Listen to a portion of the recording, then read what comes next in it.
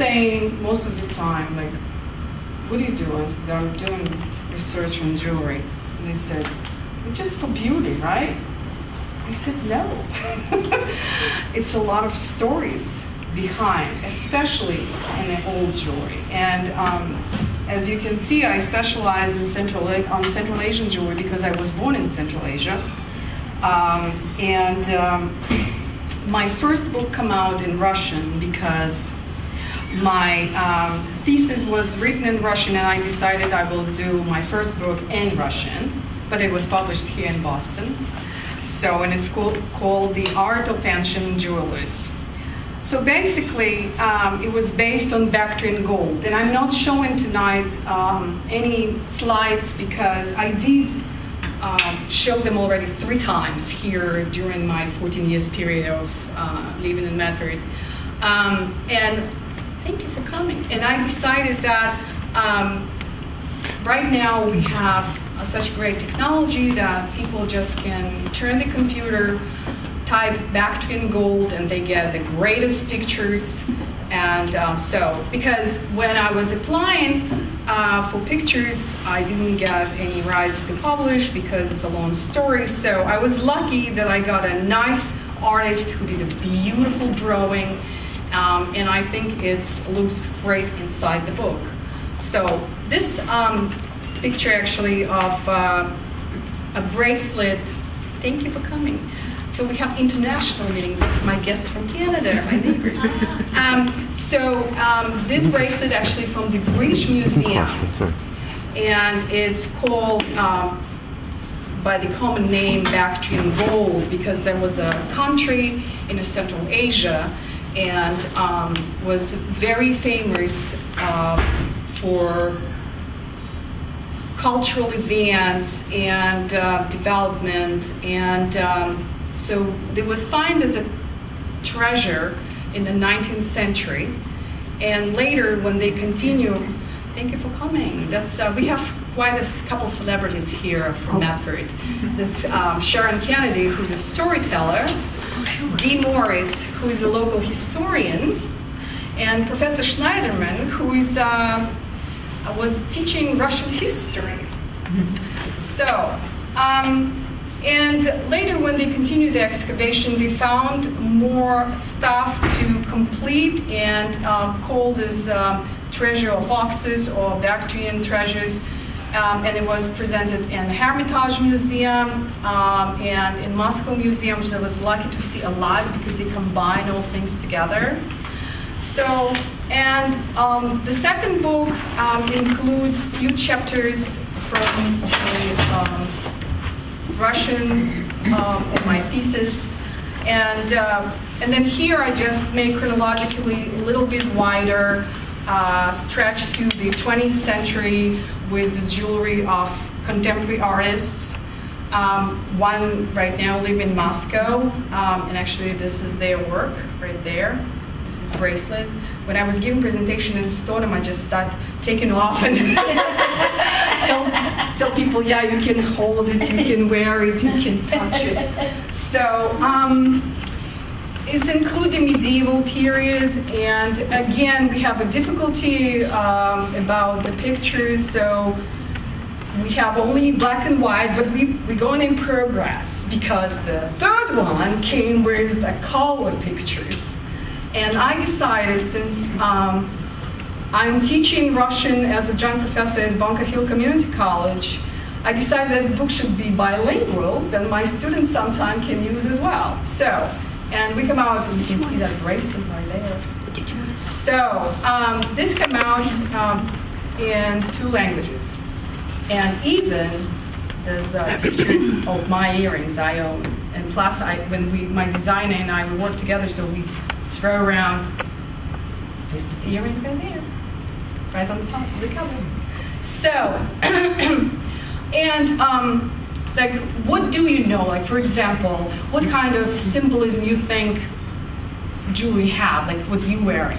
So, for example, what do you know, Sharon? What do I think? Like, yeah, what the rings? What kind of symbols do you know about the rings or necklaces? You know, I know about Navajo or Native American jewelry. Okay. Do I know about symbols? Ooh, I'm not sure. Well, actually, one of the tribes in Arizona, when we did DNA research, they found out they have a connection with Central Asia directly. So one of the tribes, yeah. And it was funny because I was watching that show and the translator was so bad. So whatever the guy said in Russian, they interpreted. And anyway, so they said, you have relatives in Arizona. So yeah, we do have a lot of connection. And this one, like this version, enlarged of the cover, this is a different type. And most of the time, people of course forgot, but Karenna does show here because most of the time the jewelry came as ensemble. And of course, it was wearing for certain occasions, a coronation, a wedding. And sometimes I ask people, what do you think this particular ring is symbolized? What you can read through it when you look at it, and what it can tell you. Over here. Oh, sorry. So I can take this off too. So they say in the villages that, you know, there's people here buying the jewelry. A little girl came upon and she dug in her yard. So I was cleaning a little bit and I decided, oh, I love this patina, I just keep like that. So, and I put the missing stone. And of course, again, what do you think it represents? What the rings that were? They were seals, and they were showing that you possess something. So practically, the ring for engagement or wedding ring that represent that you, is this somebody? Oh, you own somebody. Yeah, and so this, for example, that brush, it's represent the universe. And look where we place it. We place it right here, where the solar plexus. And so it's protection. Most of the time, if you look closer, the jewelry are located on the places where it's need to be protected, like bracelets right here on the wrist where it's really weak. And we have a famous masseuse here; she can prove it. So, behind all these ancient jewelry, it's a lot of stories. And Bactrian jewelry from Afghanistan, I was actually observing in Metropolitan Museum because they brought in, and in Washington they were showing at Smithsonian. And it was open in 1978. It was excavation there by group of Russian and Afghanistan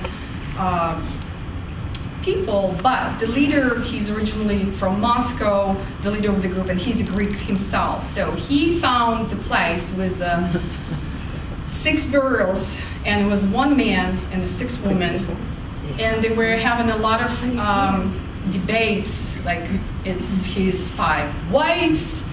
When I came close to look at the jewelry, first of all, I was the only one who proved that the 3rd burial, which is what didn't have any bones inside, and they cannot identify who was there. So first they said, it's probably a man because it has a temple pendant and it represents a man holding dragons. And I said, no, the temple pendants is only for women.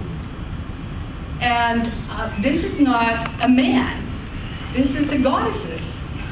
So, and then another person who was working with fabrics, he proved that so many layers and such fabrics, it's only belong to a woman because the man you will be using the shalvars and so trousers, whatever you call that. So that was one interesting point. And then, of course, when the big catalog came out in Moscow, I mean, it was published in overseas, somewhere in Europe, but they were selling in Hermitage. Of course, they said, yes, the 3rd girl, that's a woman. Then they discussed how they related, as I mentioned before, and I disagree, and it's still not published anywhere yet, and I will be probably working on it because, I mean, they found 20,000 pieces of gold. So, and most of them, it were a little plaques on the fabrics and stuff, but it was amazing, totally amazing pieces, like a crown, and they called this burial, the sixth burial, it was kissing a queen. And when I look closer in these two museums and exhibits, I realized that, oh no, it's much complicated relationship, the man and this old woman, because some of them was definitely older, and they proved their age, like 18. And of course, before, when you going through the wedding, even in Syria right now, nowadays, the groom need to present 16 kilograms of jewelry, and it's supposed to be a gold, of course. So, and you can imagine what it was in the ancient time. So they were all covered. But after you get a child, you get less and less jewelry and, to wear.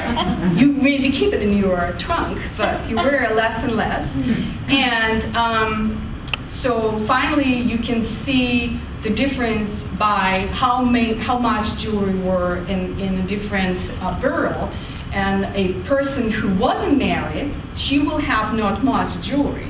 So, and one of them was about 18 or 20 years old. So I think probably there was a man, he wasn't there for 6 ladies. I think it was one old lady who was maybe his mother-in-law, his mother, because I'm looking for the finger rings, and they were a very big size. So it should be old lady. I mean, the young lady wouldn't have this big fingers. So anyway, it's a very interesting stories, and again, it was a catalog published, and French people right now have all rights for the photographs. So one lady who doesn't know much about jewelry, I mean, she's a linguist, she maybe knows the languages, but she wrote like, okay, here the bear, it's probably a vegetarian bear because he's holding a grape in his paws. It's nothing to do with that. It's much deeper because it's connected to the myth about the bear and the zoos and the Hera, his wife, who was jealous of one nymph, and then she turned her to a bear, and that's how we got this, constellation. So, and I don't know why people. And then she wrote about the bell the man had, which is goddesses of nature, Kibela. And she said, oh, maybe Dionysus, who cares? Why are you publishing if you don't care? I mean, why the man who is a hunter by nature will have a Dionysus on his belt? He's not a drunkard. A drinker and not drunk. So he's just a guy who's going hunting, and he has this Kibela on the lion to give him a good luck and protect him through the hunting. So in this book, I mentioned a very other interesting story, because people thinking about my country and the image of kind of Muslim Republic and Islamic culture, but that was based on Buddhism. So it's interesting because for the bride, they have a little diadem, and it's called golden brass. And one day I took this crown and I looked from the back, and I was shocked. I was seeing animals, and it was 2 lions, 2 monkeys, and a turtle in the middle. But when you look at the front, it's all like flowers looking alike, and they put all these, beautiful stones or glass.